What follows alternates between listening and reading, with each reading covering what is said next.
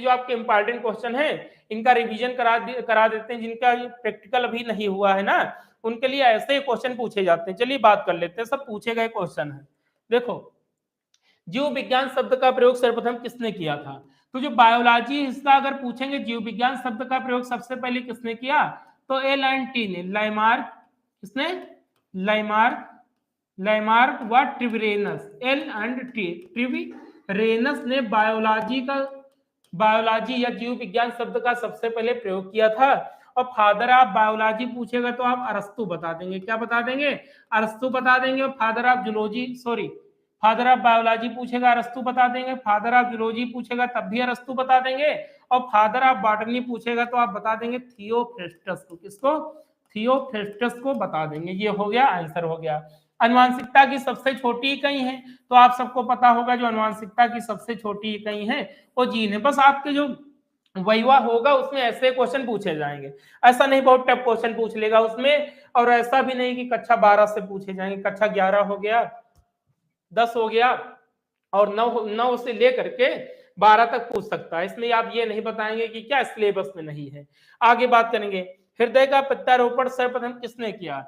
तो जो हृदय है इसका प्रत्यारोपण अगर विश्व में बात करेंगे तो डॉक्टर क्रिश्चियन, ऐसे क्वेश्चन पूछेगा, क्रिश्चियन बर्नार्ड। किसने? डॉक्टर क्रिश्चियन बर्नार्ड ने विश्व में किया था। अगर भारत में पूछेंगे तो डॉक्टर के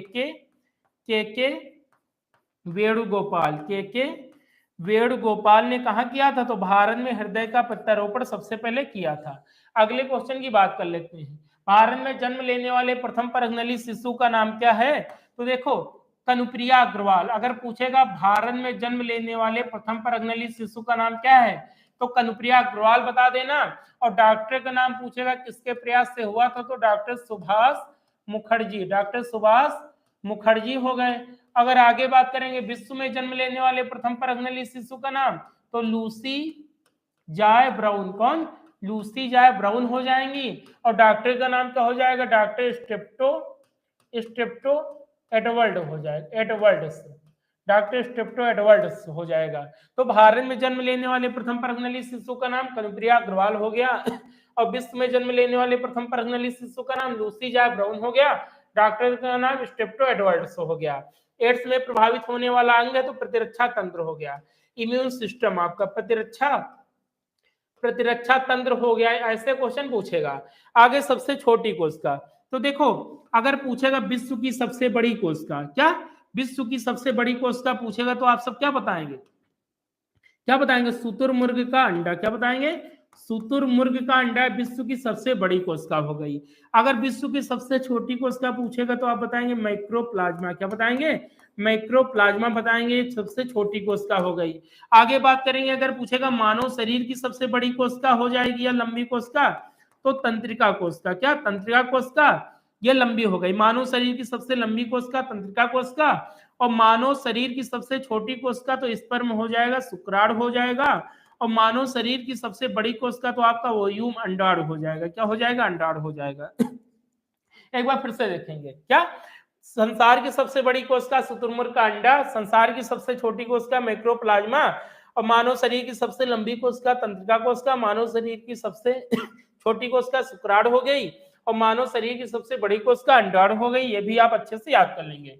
आगे छोटी आंत की लंबाई होती 1.6.5, 6.5 मीटर, 6.5 मीटर हो गई। और अगर बड़ी आंत की लंबाई की बात करेंगे तो 1.5 मीटर हो गई। ये भी याद कर लेंगे। मानव शरीर का सबसे बड़ा अंग तो अभी आपको बताया कि यकृत हो गया। यकृत ऑप्शन में नहीं होगा, त्वचा बता देंगे। और अगर आपसे पूछेगा मानव शरीर की सबसे बड़ी मिश्रित ग्रंथि, अग्न्याशय बता देंगे। क्या बता देंगे? अग्न्याशय बता देंगे। और मानव शरीर की सबसे छोटी ग्रंथि क्या बता देंगे? पीनियल काय बता देंगे। पीनियल बॉडी या पीनियल काय बता देंगे। मानव शरीर की सबसे छोटी ग्रंथि पाई जाती है तो कहाँ पाई जाती है? सबसे पहले पीयूष ग्रंथि, याद रखिएगा। पीयूष ग्रंथि देगा ऑप्शन में, पीनियल काय बहुत कम देता है। तो ये हाइपोथैलेमस में, कहाँ पे?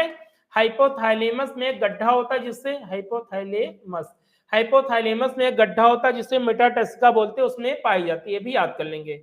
आगे देखेंगे, दूध में पाई जाने वाली प्रोटीन है, तो दूध में पाई जाती है कौन सी प्रोटीन? केसीन। दूध में पाई जाती है केसीन प्रोटीन। और इसका पाचन कौन करता है? रेनिन नामक एंजाइम। रेनिन नामक एंजाइम किसका पाचन करता है? तो दूध में पाई जाने वाली केसिन प्रोटीन का पाचन करता है। आगे देख लेते हैं vitamin A, B1, B2, B6 का रासायनिक नाम। तो विटामिन ए का रासायनिक नाम आप सबको पता होगा, रेटिनॉल हो गया। क्या हो गया? रेटिनॉल हो गया। B1, विटामिन B1 का रासायनिक नाम क्या हो गया? थायमीन हो गया। ये सब याद कर लीजिएगा। B1 का रासायनिक नाम थायमीन हो गया। आगे नंबर पे लिखा है B2 भी लिख लेंगे। B1 थायमीन, B2 हो गया राइबोफ्लेविन। क्या हो गया? राइबोफ्लेविन। राइबोफ्लेविन हो गया B2। अगले नंबर पे लिखा है B6। क्या लिखा है? B6। तो B6 क्या हो गया? पिरिडाक्सिन। क्या हो गया? पिरिडाक्सिन हो गया। B6 हो गया आपका पिरिडाक्सिन हो गया। आगे B12 हो गया। क्या हो गया? B12। तो B12 का हो गया साइनोकोबालामिन। क्या हो गया? साइनोकोबालामिन। साइनोकोबालामिन। तो ये विटामिन B12 का रासायनिक नाम हो गया। इसमें याद रखेंगे कोबाल्ट पाया जाता। क्या? विटामिन B12 में क्या पाया जाता है? कोबाल्ट पाया जाता है। ये भी याद कर लेंगे।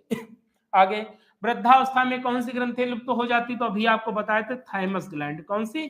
थाइमस ग्लैंड आपकी लुप्त हो जाती है।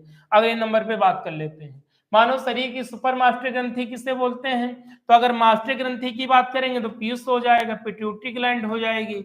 अगर सुपर मास्टर की बात करेंगे तो हाइपोथाइलेमस को। किसको? हाइपोथाइलेमस को। हाइपोथाइलेमस को सुपर मास्टर ग्रंथि बोलते हैं। आगे मिटोकॉन्ड्रिया शब्द का प्रयोग सर्वप्रथम किसने किया? तो मिटोकॉन्ड्रिया में 3 वैज्ञानिक याद कर लेंगे। एक कोलिकर हो गए। क्या हो गए?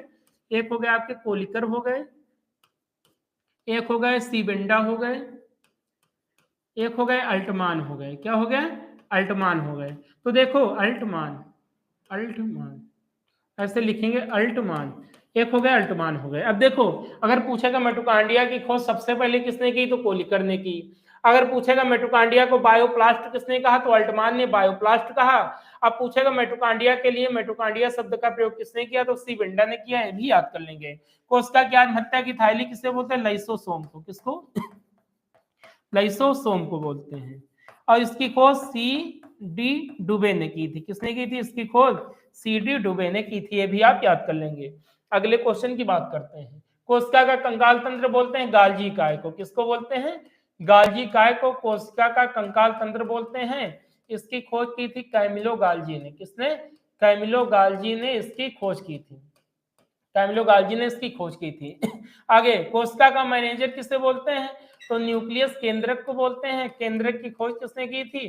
तो आपका हो जाएगा रॉबर्ट ब्राउन हो जाएगा। क्या हो जाएगा? रॉबर्ट ब्राउन हो जाएगा। ये भी याद कर लेंगे।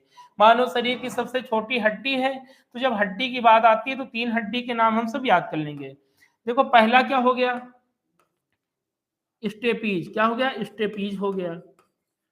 दूसरा क्या हो गया? मेंडिबल हो गया। क्या हो गया? मेंडिबल हो गया। अगला क्या हो गया? फीमर हो गया। क्या हो गया? फीमर हो गया। फीमर। देखो अगर पूछेगा मानव शरीर की सबसे छोटी हड्डी स्टेपीज हो गई कान में। कान में 3 हड्डी पाई जाती है, स्टेपीज, इनकस, माइलिस। जो सबसे छोटी हड्डी होती है वो स्टेपीज हो गई। अगर पूछेगा मानव शरीर में सबसे मजबूत हड्डी कौन सी? तो मेंडिबल, जबड़े की हड्डी या जाबोन हो गई। अगर मानव शरीर की सबसे बड़ी हड्डी की बात करेगा तो आप सब बता देंगे फीमर हो गई। अगले नंबर पे देखते हैं चलो। उत्परिवर्तनवाद का सिद्धांत किसने किया? तो फादर ऑफ म्यूटेशन तो ह्यूगो डी ब्रीज है। किसने? तो ह्यूगो डी ब्रीज ने। किसने? ह्यूगो डी ब्रीज ने उत्परिवर्तन का सिद्धांत दिया। ब्रीज, ह्यूगो डी ब्रीज ने क्या दिया? तो उत्परिवर्तनवाद का सिद्धांत दिया। आगे 4 गाप का नियम क्या होता है? 80 डीएनए जीसी। तो डीएनए में जो नाइट्रोजनी क्षारक पाए जाते हैं 4, कौन सा? Adenine, thymine, guanine, cytosine. तो एडेनिन की संख्या थायमिन के बराबर होती है, ग्वानिन की संख्या साइटोसिन के बराबर होती है। ये किसने बताया? तो चारगाव ने बताया था। आगे कोशिका, यकृत, रुधिर, त्वचा, बाल, हड्डी, मिट्टी, कवक, शैवाल, हृदय, किडनी का अध्ययन विज्ञान की किस शाखा में करते हैं? तो देखो कोशिका का हो जाएगा, लिख लेंगे सब। कोशिका का हो जाएगा साइटोलॉजी। क्या हो जाएगा? साइटोलॉजी हो जाएगा। कोशिका का हो गया। यकृत का हो गया हिपैटोलॉजी। क्या हो गया? हिपैटोलॉजी। हिपैटोलॉजी किसका हो गया? यकृत का हो गया। रुधिर का आपका क्या हो गया? हिमैटोलॉजी। क्या हो गया? हिमैटोपा लगा देंगे, लीवर हो जाएगा, और हिमैटो लगा देंगे तो क्या हो जाएगा? रुधिर हो जाएगा। त्वचा का क्या हो जाएगा? डर्मिटोलॉजिस्ट। क्या हो जाएगा? डर्मिटोलॉजी आपका त्वचा हो जाएगा। बाल का क्या हो जाएगा? ट्रोकोलॉजी। क्या हो जाएगा? ट्रोकोलॉजी हो जाएगा, बाल का हो जाएगा। हड्डी का क्या हो जाएगा? ऑस्टियोलॉजी हो जाएगा। क्या हो जाएगा? ऑस्टियोलॉजी आपका हड्डी का हो जाएगा। मिट्टी का क्या हो जाएगा? तो आपका पीडोलॉजी हो जाएगा। क्या हो जाएगा? पीडोलॉजी आपका मिट्टी का हो जाएगा। कवक का हो जाएगा माइकोलॉजी। क्या हो जाएगा? माइकोलॉजी कवक का हो जाएगा। शैवाल का क्या हो जाएगा? फाइकोलॉजी हो जाएगा। क्या हो जाएगा? फाइकोलॉजी हो जाएगा। हृदय का क्या हो जाएगा? तो कार्डियोलॉजी हो जाएगा। क्या हो जाएगा? कार्डियोलॉजी हो जाएगा। किडनी का क्या हो जाएगा? नेफ्रोलॉजी हो जाएगा। क्या हो जाएगा? नेफ्रोलॉजी हो जाएगा। बस का विज्ञान की किस शाखा में करते हैं, तो सब मैंने बता दिया, सब आप लिख के तैयार कर लेंगे, ये भी पूछ सकता है। अगले नंबर पे बात करेंगे। एड्स रोग होता है तो आप सबको पता होगा वायरस से होता है, एचआईवी ह्यूमन इम्यूनो वायरस। इसके अगर किट की बात करेंगे, किसके द्वारा इसका पता लगाया जाता है? तो एलिसा के द्वारा। किसके द्वारा? एलिसा के द्वारा इसका पता लगाया जाता है। एलिसा का फुल फॉर्म क्या है? एंजाइम लिंक्ड इम्यूनो सार्वेंट एस्से किट। इसके द्वारा एड्स का पता लगाया जाता है और कैंसर का भी पता इसी के द्वारा लगाया जाता है। किसके द्वारा? किस परीक्षण द्वारा? तो एलिसा द्वारा। एड्स रोग होता है तो वायरस से होता है। वायरस की खोज भी मैंने बता दिया था, किसने? इवानोव्स्की ने किया है। बीसीजी का टीका किस रोग में लगाया जाता है? क्या लगाया जाता है? तो BCG bacillus Calmette Guérin, BCG. तो बीसीजी की बात करेंगे, इसका फुल फॉर्म भी लिख लेंगे। फुल फॉर्म है bacillus Calmette Guérin. Bacillus Calmette Guérin इसका फुल फॉर्म हो गया। और ये टीबी में लगाया जाता है। किस रोग में लगाया जाता है? टीबी में लगाया जाता है। अब मानव शरीर का ब्लड बैंक किसे बोलते हैं? स्प्लीन को बोलते हैं। किससे बोलते हैं? स्प्लीन। हिंदी में बोलेंगे प्लीहा को मानव शरीर का ब्लड बैंक बोलते हैं दोस्तों। अगले नंबर पे देखेंगे, आरबीसी का जीवन काल होता है 120 दिन। ये भी याद कर लेंगे, कितना होता है? 120 दिन। का कलर क्या होता है? रेड होता है। रेड क्यों होता है? इसमें हीमोग्लोबिन पाया जाता है। क्या पाया जाता है? हीमोग्लोबिन पाया जाता है। ये भी आप सब याद कर लेंगे। अगले नंबर पे बात करेंगे ऑक्सीटोसिन नामक हार्मोन का कार्य होता है, तो देखेंगे जो प्रसव को सुगम बनाता है। क्या करता है? प्रसव को सुगम बनाता है। दूसरे नंबर पे क्या करता है? प्रसव को सुगम बनाता है, दुग्ध ग्रंथियों को सक्रिय करता है। जो मिल्क ग्लैंड है इनको सक्रिय करता है। निकलता कहां से है? तो पीयूष ग्रंथि से निकलता है। कहां से निकलता है? पीयूष ग्रंथि से निकलता है। भी आप सब याद कर लेंगे। आगे, एकमात्र गैसीय अवस्था में पाया जाने वाला हार्मोन्स है, तो एथिलीन। क्या हो जाएगा? एथिलीन जो हार्मोन्स है वो किसमें पाया जाता है? तो गैसीय अवस्था में पाया जाने वाला एकमात्र हार्मोन से। ये हो गया। अब देखेंगे, देखो मनुष्य में कुल कितनी जोड़ी क्रोमोसोम पाए जाते हैं? तो मनुष्य में कुल कितनी जोड़ी क्रोमोसोम? 46 होते हैं, 23 जोड़ी पाए जाते हैं। ये हो गया। अगर जोड़ी में पेयर में बात करेंगे 23, अगर संख्या में बात करेंगे तो 46 हो जाएंगे। आगे देखेंगे, गोबर गैस में पाया जाने वाला जीवाणु है तो मेथेनोजन बैक्टीरिया।